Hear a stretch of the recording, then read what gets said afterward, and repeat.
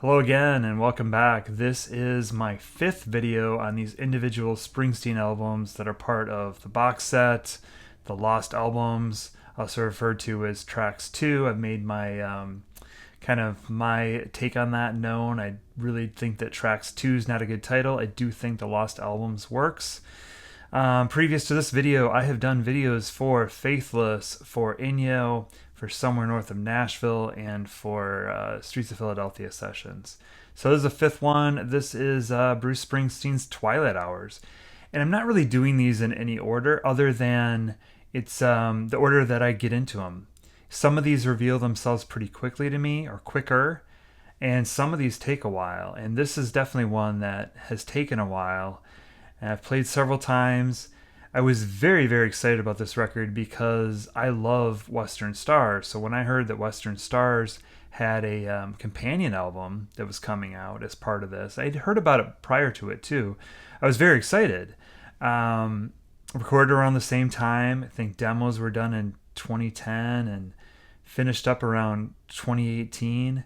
I think Western Stars is my favorite album by Bruce Springsteen since probably Tom Joad, with one caveat on that. I'm not factoring all these new records that just came out, these new old unreleased lost records, and I think some of them are clearly going to be favorites of mine too. So, Twilight Hour. So what is this? So Western Stars was a very kind of thematic record, a lot of issues around aging, about loneliness. It definitely had the sound of open spaces, kind of more of a Jimmy Webb, kind of California 60s kind of sound to it. Everything's very well orchestrated, and really a very mature record for Bruce. And I happen to love it. I really like that record. And yeah, so these are more songs from that session. Apparently, at one point, they were going to put these two albums out as a double, or he was trying to figure out which songs go on which one. It's clear that he did separate them well. I mean, there's a few songs that I think could have gone on Western Stars, or maybe just two. But for the most part, this has its own unique identity. Yes, it's similar to Western Stars. It is orchestrated. It does throw back to an earlier time, but it sounds a lot different. Whereas Western Stars was you just kind of evoke these Western skies, this expanse, people living on the fringes, out in dusty rural communities in the West. This album is very much kind of like the cover. It's more of an urban thing. It's more, city, I think, compared to more of a country thing. It's orchestrated, but I wouldn't say it's the same kind of orchestral arrangements. I think the songwriting is like a little bit more complex because he's trying to do something he doesn't normally do. He's trying to go back to like Burt Bacharach and even like Andy Williams type stuff. Now, my biggest thing on this record is I'm kind of in awe with how it gets created. How do you sit down and write songs in this kind of vein that are so different from what you usually write, and really quite different than Western Stars, and do it pretty well? I mean, a lot of people do, standards. We've seen, Rod Stewart, we've seen Dylan do it really well. And those are kind of tributes to the past with songs that we're all just kind of know in one way or another, or it takes us back to those other recordings, and it's sort of carrying on a tradition. And these are songs that are all unique. I mean, Springsteen wrote every single one of them. There's no classic that gets interpreted here. But I'm just like, how did he do this? Sit at the piano and work with kind of strange structures of songs that are so different from what he normally does. And then I'm also in awe with probably one of its flaws, but how modern sampling can allow you to have an orchestra at your fingertips. This is an orchestral record, but there's no orchestra. It's all samples. It's all keyboards. It's all things we have now that we could only have dreamed of years ago. Ron Anello is the secret weapon on a lot of these albums. Without him, I don't think they would have been completed, or they wouldn't sound the way they do. And this one especially is totally wouldn't work without him. I mean, I think he's done a lot of the work here with arrangements and all that. I would love to hear what this sounded like as demos, way stripped down, because I do feel like the orchestration is in some ways its detriment. I don't mind a little. This goes a long ways for me. I like to think of an actual orchestra and feel it, and there's something very kind of synthetic about this that doesn't quite work as well for me. And maybe it's just the fact that I know that. Maybe if I didn't know that, I wouldn't be as bothered by it. Also, I must say, I don't go around listening to Andy Williams records. If Andy Williams has a real resurgence because of this kind of record, I guess, hey, Goodwill stores are your friend, because those are the kind of records you see all over the place at a Goodwill store. But I do enjoy this record. I really like the single. I liked Sunday Love quite a bit. I felt like of all the singles that were released from this box set, I felt like that was one of the better ones. And it really kind of set the bar, or expectations for what this was. Somebody had said that like, if you know Sunday Love, you kind of know the record, because it just continues in that vein. It's very, very true. This is a record where there just aren't that many surprises, which maybe that kind of surprised me. Begins with Sunday Love. It's a double record. And also, while I was talking about Ron Anello here, this is the only record, I think it's the only one, where the production is flipped. Instead of Bruce Springsteen with or and Ron Anello, this is Ron Anello with Bruce Springsteen. So a little bit of a difference there. I think this might have been the production that he worked the hardest on. So Sunday Love is, I like the whole idea of it. I like this. There's a lot of loneliness in these songs, but never had a Sunday Love.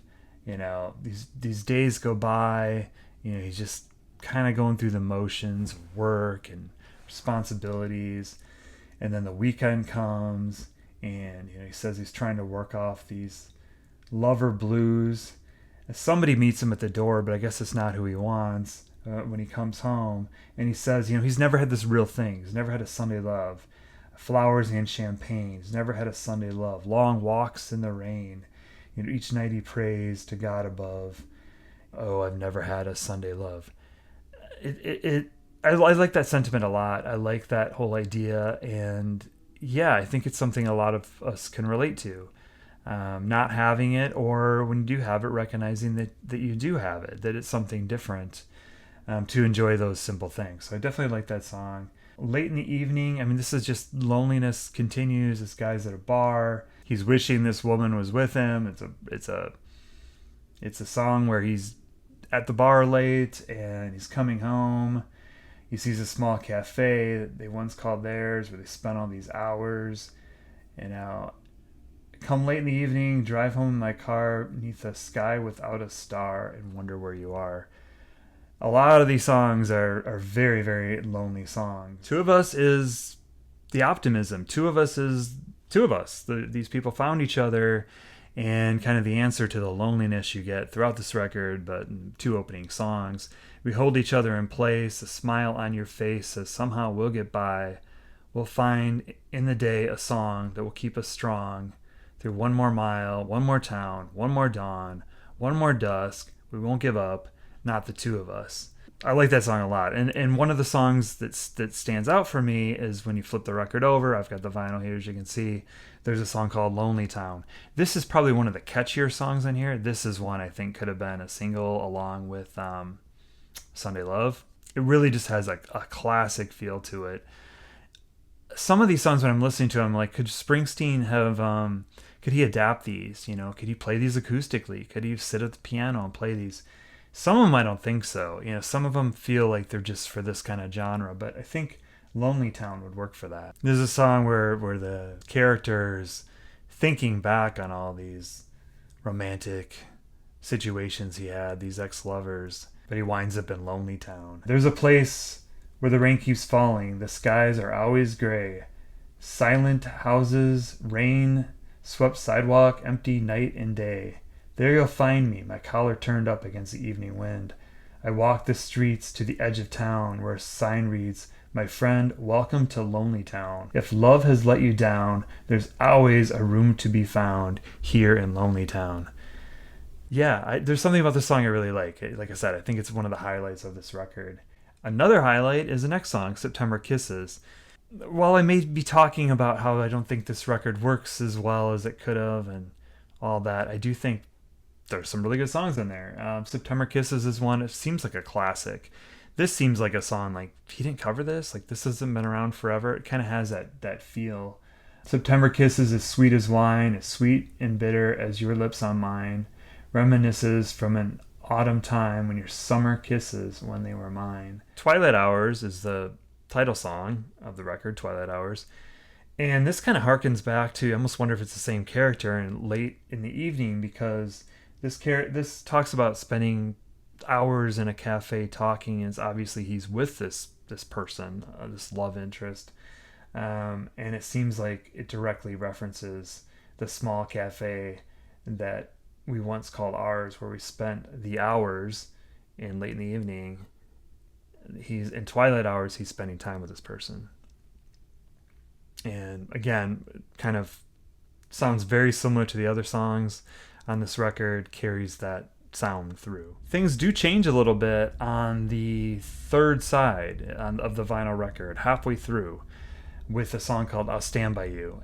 This, my understanding, is from a soundtrack. It sounds like, or maybe it was submitted for a soundtrack. I'll note that here once I look it up. And it has that sound. It does sound like it's cinematic and would work really well in a movie. And it doesn't sound similar to the other songs that came before it. It sounds like a song that was probably added to this record and it isn't from the same sessions. That's my guess on this one. But it's a very memorable song. I had it stuck in my head. Interesting, just like the title says, I'll stand by you always. Kind of a commitment song. Now I know it can feel like you're slipping away and that you'll get lost in that deep, dark place. We'll let the night come and do what it may. Together we'll find courage, we'll find faith until you're awake. I'll stand by you always, always, always. High Sierra. A lot of talk about High Sierra. High Sierra is the one song on here. Maybe, I think there's two actually. High Sierra, especially High Sierra, could totally fit on Western Stars. High Sierra goes back to the same exact theme that Springsteen had with Fugitive's Dream and another song off those demos from '83. But it's a common theme. It's a common theme of somebody's going to ask you a favor. Like things are going really well, maybe too well, and then like the past comes back at you, and it's asking, like somebody's showing up on his doorstep, which is what happens in those other songs. And this perfect moment where he's with someone in the High Sierra and just life could not get better, and this is finally a reward, gets totally hijacked by having to do something awful for someone. I mean, it goes from it was laughter and wine and warm endless nights in that little motel, I could have stayed there the rest of my life, to a little later in the song, the day smelled of ash, the sky was hard and blue. All I remember was my shirt and the blood sweeping through. Having to leave the High Sierra and probably go back to his regular life or do a favor for someone who has something on him, I'm sure. But it's a great song. I think it's one of the better songs in this record. And, you know, if I'd been working for Springsteen and was consulted about what songs go on Western Stars, and he was trying to figure it out, I'd be like, hey, why don't we take that song called Sleepy Joe's Cafe that kind of interrupts the mood and is kind of dorky? Why don't we take that one off Western Stars, and why don't we put High Sierra on there? Oh, man. I mean, the album is already brilliant. I think it would be one of his best albums ever if you made just a couple little tweaks, and maybe that would be one of them. High Sierra also is very organic sounding because it actually has a string section and a brass section on it, which I think help kind of round out the sound and make it something that's just a little bit more special than some of the other songs on here. Sunliner also sounds like it could belong on Western Stars. It's got pedal steel. It takes you out on the open road again. You're no longer in a New York City, lonely as hell, kind of in this Andy Williams world or whatever the Twilight Hours world is, and you're back in the dusty place, those open highways of Western Stars, and I think it works really well on this record. I also think it could have been probably put on to Western Stars. I don't know off the top of my head what I would remove, but it's very much in that vein. Like I said, I think he did a phenomenal job separating out the Western Stars songs. I can't really think of any Western Stars songs on that record that would have worked really well on here, but there are these two, High Sierra and Sunliner, that I think would have worked well on Western Stars. Another You is kind of similar to I'll Stand By You. It sounds like another, I'm pretty sure it is, another soundtrack song. Very romantic. It feels like you could be sitting in an audience after watching a movie and the song plays as the credits start to roll. So Dinner at 8 finds the protagonist, the character, kind of wanting this person waiting for him, wanting some predictability, wanting to know that there's dinner at 8, that he can come home and someone's waiting for him. And it sounds like maybe he's fantasizing about that, having dinner at 8 by himself, kind of thinking back on some better times or some idealized version of the future. Follow the Sun ends the album. This is it feels a little bit more upbeat, and it ends on a high note. The markers on the road say there's nowhere left to go, so we take each day as they come, and together we'll follow the sun. The only thing that's real is the way you make me feel. The only thing I trust is this body, this blood, this body, this blood. This is an interesting record. I don't think it's quite made for me. Like I said, I don't go seeking out Andy Williams. It's not really a style that appeals to me. It's less of a companion piece to Western Stars than I thought it was going to be. There are a few of those songs that I think would have worked on Western Stars. Sunliner and High Sierra. And it's definitely an interesting record. There's definitely highlights on it. Vocally, Springsteen is absolutely incredible on this record. You know, I think this style of music sometimes is called vocal, like filed under vocal. And he takes full advantage of that. I mean, he is singing so well on this album. Some people call these crooner records. I suppose you could say that Dylan's voice was in pretty fine form for Dylan on a lot of those crooner records he did. This is all new material. This is all Bruce stuff, no covers here. But his voice is very, very good. Really, really just singing in a way you would just not really expect from him. One of the things I think could be really interesting about Twilight Hours is to put it on for someone who's maybe not that big of a Springsteen fan and just see what they think of the record, because I don't think they would immediately think it was Springsteen. Interesting experiment. But Twilight Hours, so this is it. There's 2 more of these coming, and then I'll be done. I'm going to do one wrap-up, I think, if I'm not too burnt out by doing these. One thing I found when doing these lately is I like the records I talked about earlier so much, I just want to listen to those. But I've got 2 more to go, and just a couple days I'll probably post the next one. So thanks, everyone. Really appreciate it. Tell me what you think about Twilight Hours.